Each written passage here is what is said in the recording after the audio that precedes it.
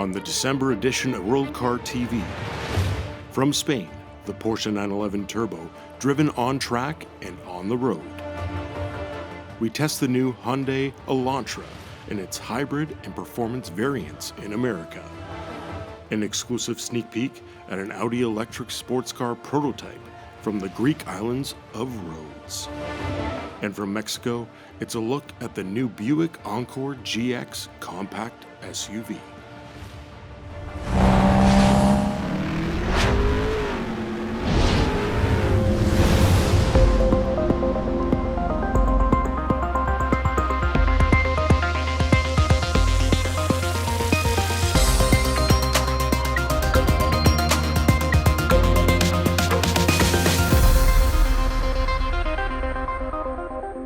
As the mercury dips in many parts of the world, a very warm welcome from all of us at the World Car Awards. I am Siddharth Parthankar in New Delhi, and with me is Scotty Reese in Austin. Hi Sid, and hello everyone. As the weather gets colder, the auto world is heating up, including the 2021 World Car Award contenders. We have a lot to show you this week. Yes, despite the pandemic and all the restrictions, this is that time of year when our jurors get behind the wheel of more and more cars. I can relate to that. It has been super busy. In fact, I just got a chance to test drive the 2021 Hyundai Elantra. For this next generation, this really popular sedan gets a performance variant in the N line, as well as a hybrid model and a conventional gas model. Our American jurors, Abigail Bassett and Ken Panton, recently took a test drive as well, and here's what they have to share about the Hyundai Elantra.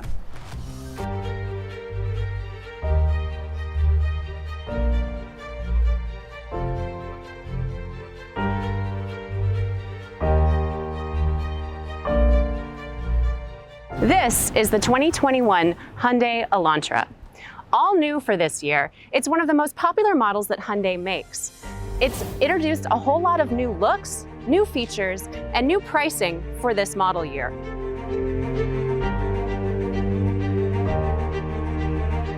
So for this model year, designers have introduced a lot of really striking looks. You'll notice creased side panels, improved front aero and rear aero, as well as updated wheels. They've also introduced a more coupe-like shape to the body, giving a lot more headspace in the rear passenger compartment, as well as elongating, widening, and lowering the vehicle overall.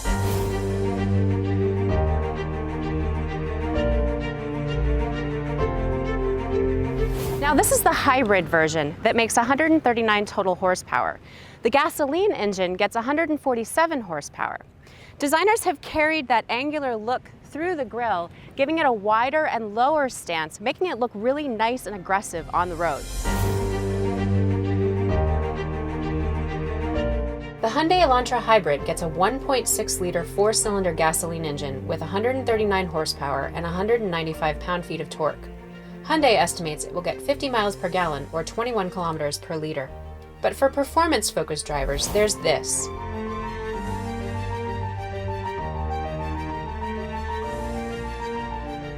And Ken got his hands on it.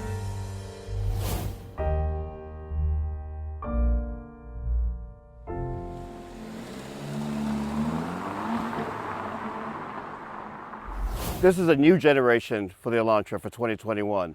They made it a little bit longer, a little bit wider, refreshed the vehicle's front end, and it gives you a whole new stance for Hyundai. And even make it more exciting, Albert Biermann, the gentleman behind the BMW M, yes, that Albert Biermann, bring you the N line to Hyundai, bringing more energy, more excitement into the brand. This particular car, 201 horsepower, 195 pounds of torque. Hyundai is putting their money under the hood. It's not just putting style on the outside to make the car look appearance fast or give the appearance of it something else. It's really a performance sedan. Hyundai is going into a market that's being dominated by some of the Germans.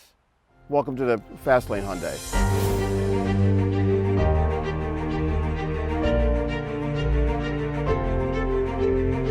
Hyundai really wanted to make this a driver's focused car. The N line, just got to remember that the N line is for the driver, not for the passenger. They'll enjoy some of it, but it's for the driver. I mean, it's just ready to drive. The N-Line from Hyundai is the company's performance range of vehicles. These sportier, more powerful, better handling cars derive a lot of their tuning and learnings from Hyundai's Motorsport division, and they look darn good doing it.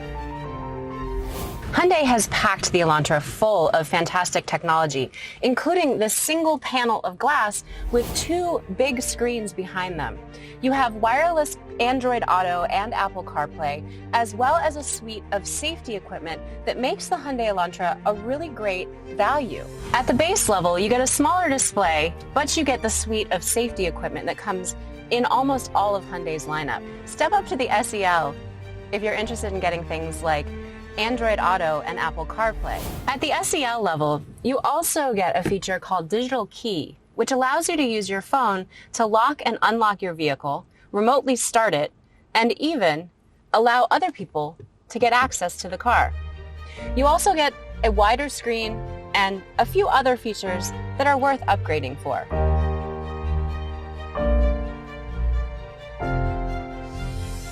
At the top of the line of the Hyundai Elantra is the Limited. That'll run you around $25,000, but you'll get all of the bells and whistles as well as a pretty fancy sunroof. If you're interested in sipping fuel and looking to get something that gets almost 54 miles per gallon, step up to the hybrid version, which will run you around $28,000. Designers carried this elongated shape back to the back end of the Hyundai Elantra, ending with this coupe-like window that terminates in a black deck lid and blends really nicely into this really sharply creased trunk hood. They also widened the light signature here to give it a much more accentuated and much more presence on the road. They also did a really kind of nice little touch where they've hidden the trunk button in this black trim line. The Elantra was always a volume workhorse for Hyundai in several markets, ranging from North America to Asia, and even in its home market of Korea, where it's called the Avante. The 7th generation has arrived earlier than expected to help encourage the model line's flagging sales. Hyundai added the sharp, edgy design, loaded the Elantra with features and tech, and now offers the fun little sedan in a performance variant. It sure seems like a smart move from Hyundai. The Elantra is in the running for the World Car of the Year for 2021.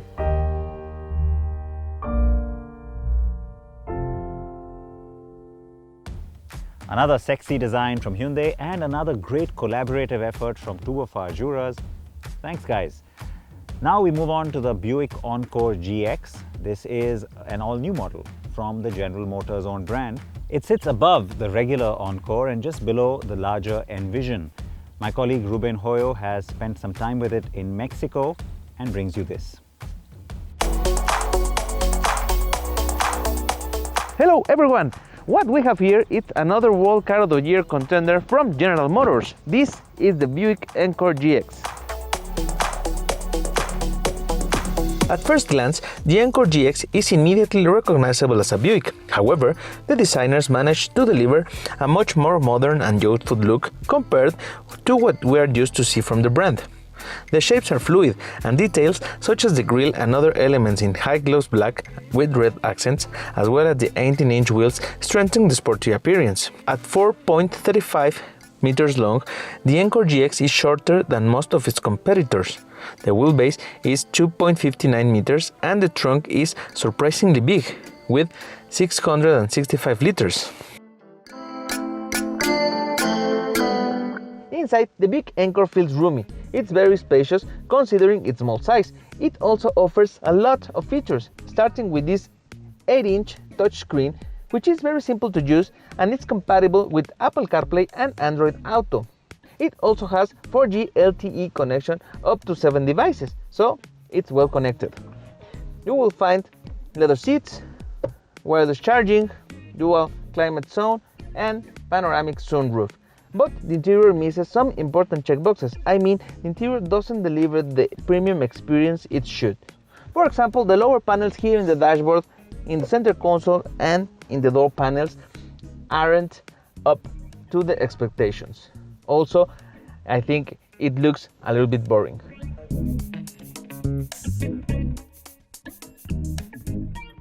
And you might think that with a small cylinder engine, the response won't be strong enough. But let me tell you, although the performance won't be sporty by any means, I like the way it delivers the power from the start, and that's because the torque peak is delivered at 1600 RPM, at very low. So when you start from a traffic light, for example, you will have enough power. Then you also have to know that as the RPM goes up, the power fades progressively. Still, the Buick Encore offers a very quiet and smooth ride. You will love the isolated interior on your daily commute, but to be honest, the Encore GX is not a car to enjoy on a twisty road. The suspension is way too soft for that, although it doesn't mean that you won't feel confident to take some curves at highway speeds. It's just that it doesn't have any intention to deliver a sporty behavior. So, when compared to other small premium SUVs, the Buick Encore GX falls a little bit short in terms of driving engagement, but on the other hand, is quiet and comfy.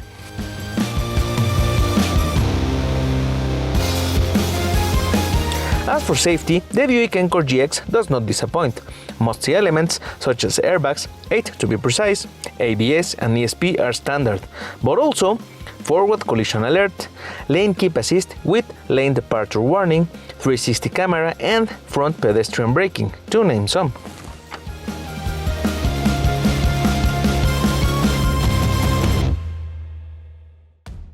The Buick Encore GX certainly packs a lot of luxury into its price tag. Thanks, Ruben. Most cars on the road today are powered by gasoline. More and more, though, we're seeing cars powered by electricity, and we're seeing plug-in electric hybrids.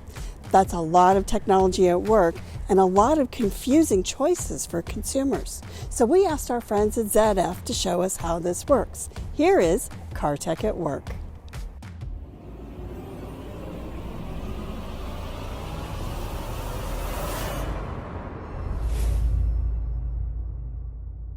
Electrified driving is rapidly gaining global ground as a transitional technology that can help lead the way to a world of zero emissions.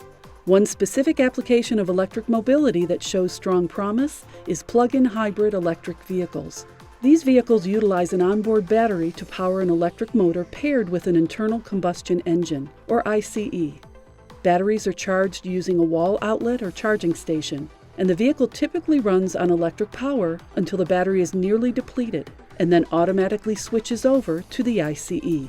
By adjusting the driveline, maximum mileage can be squeezed out of every battery charge, and that is just what advanced hybrid electric technology achieves. By logically designing all driveline components to coordinate perfectly, even small optimizations can bring about noticeable increases in range and efficiency. A faster charge, a longer battery life, and expanded range. These are the driveline traits that ZF is further developing for next-generation mobility. Visit us at zf.com.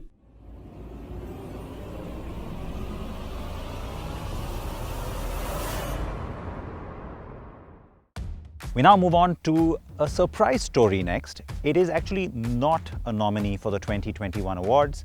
In fact, it could be a serious player in both performance and luxury at the 2022 World Car Awards. That's right, we're showing you a future model. It's an exclusive look at the RS e-tron GT prototype from Audi.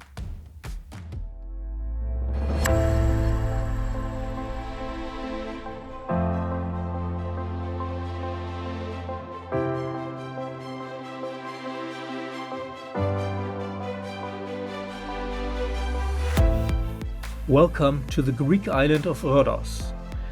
It is a very pretty and picturesque setting and has the perfect roads for us to test this car. Ladies and gentlemen, this is the Audi e-tron GT.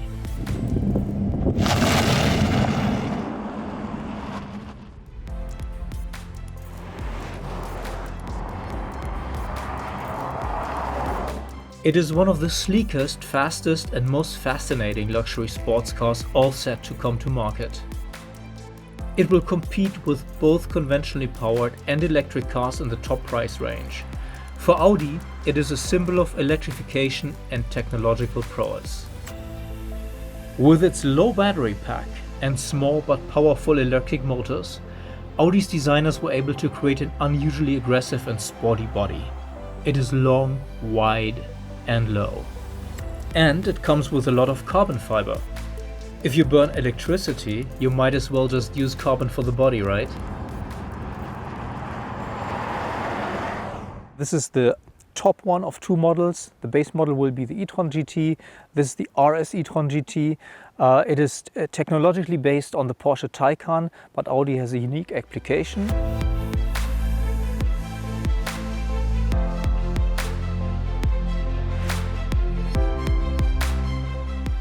The RS e-tron GT uses an 83.7 kilowatt-hours lithium-ion battery and two powerful electric motors with a combined output of 600 horsepower. In overboost mode it reaches 640 horsepower. And there is a 2-speed transmission in the rear. This model will have 440 kilowatts, 600 horsepower for a top speed of 250, 155 miles per hour.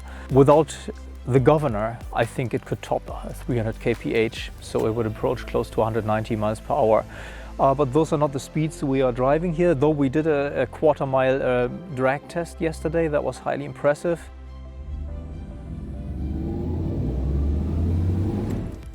0 to 100 kph will come in the mid 3-second range, and top speed will be governed at 250 kph. That's 155 miles per hour. The e-tron GT's road holding is stunning, and no less was expected from a car with hardware based on the Porsche Taycan. But the tuning is more comfort-oriented in the Audi. Today we are looking at the cornering capabilities, and the torque distribution of this car with its two e-motors is simply astounding. It's a fantastic car on the road.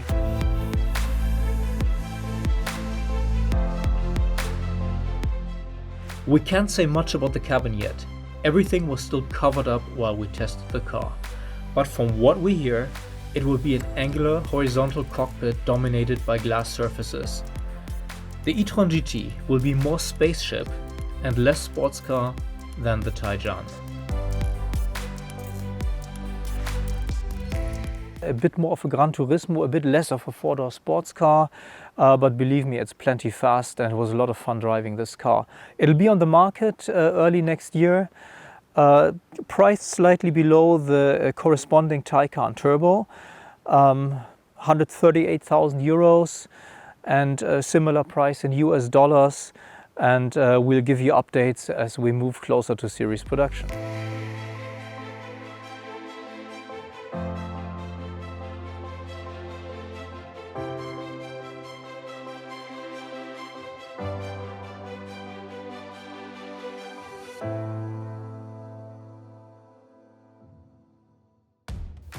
Thank you, Jens, for that exclusive sneak peek.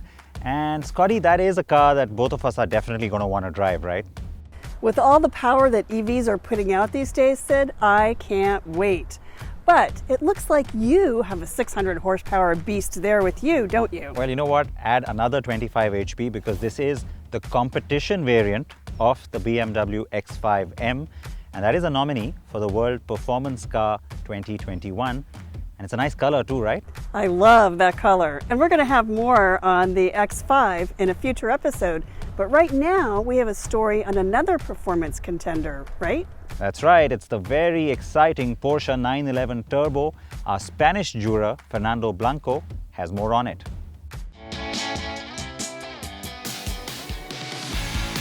Competition has always been the ultimate test for Porsche. The 91710 ushered in a new era for the Stuttgart brand, proving that turbocharging had a real place in racing. A trend that soon hit the streets with the first 911 Turbo in 1975.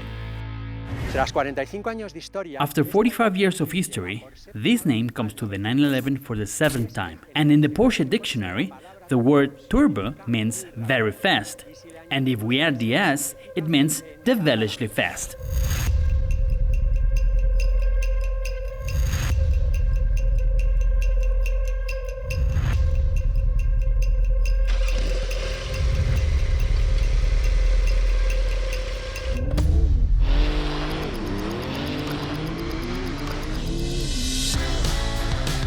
Es una pasada. ¿Cómo acelera este 911? It's amazing how this 911 Turbo S accelerates. It's similar to a Formula One. I almost lose my head when starting. It's impressive, impressive.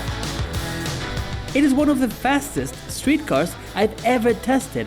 I have never driven any car that accelerates like this. When you exit every corner and accelerate fully, it leaves you glued to the seat. And it's not surprising, because it's the most powerful 911 Turbo ever. The Boxer engine now delivers 650 horsepower, 70 more than the previous generation.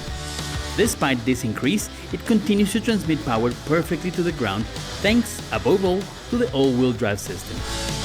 Aunque me gusta mucho cómo empujan los atmosféricos, Although I like how atmospheric engines push, the power delivery of this 911 Turbo S is overwhelming, almost excessive, I would say.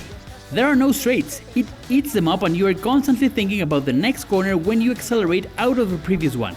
The turbo kick is wild from low in the rev range, but as the needle goes up into the red sum of the tachometer, you will notice it more. It's completely addictive. That's why you don't care accelerating wherever you want, because the car responds at any time, at any speed. That allows you to corner in 2 or 3 different gears, because as soon as you apply the gas, you go out like a shot. And when it's time to change gears, you find an old acquaintance, the PDK 8-speed dual-clutch automatic transmission. Shift up and down almost instantaneously, you hardly notice any jitters. tocas la leva y ¡pam! You touch the paddle and bang! In a matter of milliseconds, you are in another gear. There are very few manual boxes in the market capable of changing faster than this one. It's awesome! And to further increase performance, the Turbo's aerodynamics have been improved, with a wider body and a new rear wing. This can generate up to 170 kilograms of downforce in the most aggressive position, which is combined with the Sport Plus mode. On straights, it's fast, very fast, but cornering is when you notice how the car tries to get its grip. It's a car in which you do not want to drift. It doesn't ask you to. What you want is to achieve the maximum precision you can have, and it gives you all. It's total. The all-wheel drive system automatically modulates how much power it sends to each axle, making it smooth around corners and as effective as possible. This is also due to the tuning of all the components, such as the sport chassis, the PASM adaptive suspension that lowers the ground clearance by 10 mm, and the rear wheel steering, which turns the wheels in the same direction or vice versa, depending on the speed. But as they say, in addition to knowing how to go fast, you have to know how to brake. And this 911 Turbo S has carbon ceramic brakes with 4 piston calipers at the rear and 10 at the front. Yes, you heard right, 10 in the front. It's amazing how it brakes. Nevertheless, for a daily driver, these are not the most recommended brakes, but here at the Qatar circuit, they are behaving wonderfully and are the best ally I can have. These type of brakes need to warm up. When cold, they are not as effective, but if you manage to reach their optimum operating temperature, braking can be almost as spectacular as acceleration. It is incredible that there are street cars that brake as well as a racing car, and that they have even more power than many of them. Some people will say that 650 horses it's a lot for a street car, but today, thanks to electronics, they are rather tame. This 911 Turbo S, it's a proof of that.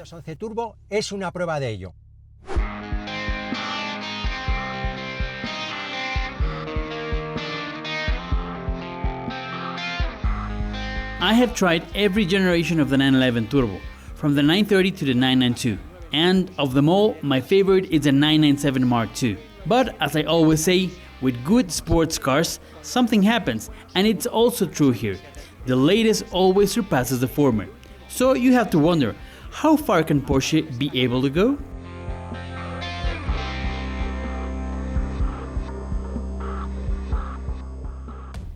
The enduring legacy of the Porsche 911, still extremely relevant and so very cutting edge. And that is all we have for you today. It's a nice high note to end on if there ever was one. It really is nice to end with a thrill, but we have more contenders to look at. You bet. We will be back with all of that, but you can keep tabs on what our jurors are up to, what cars they're testing, follow us on Twitter at World Car Awards or on Instagram or Facebook. All the information about our nominees, our jurors, and our rules can be found on our website, worldcarawards.com. And don't forget to subscribe to us on YouTube so you don't miss any of our stories. And with all the holidays around the world, we wish you a healthy, happy, and safe celebration. Yes, and as we now head into the holiday season at the year end, we urge all of you to remain cautious. And of course, don't forget to get your automotive fix with us right here. Happy holidays, everyone. And from all of us at World Car Awards, Happy New Year. See you in 2021.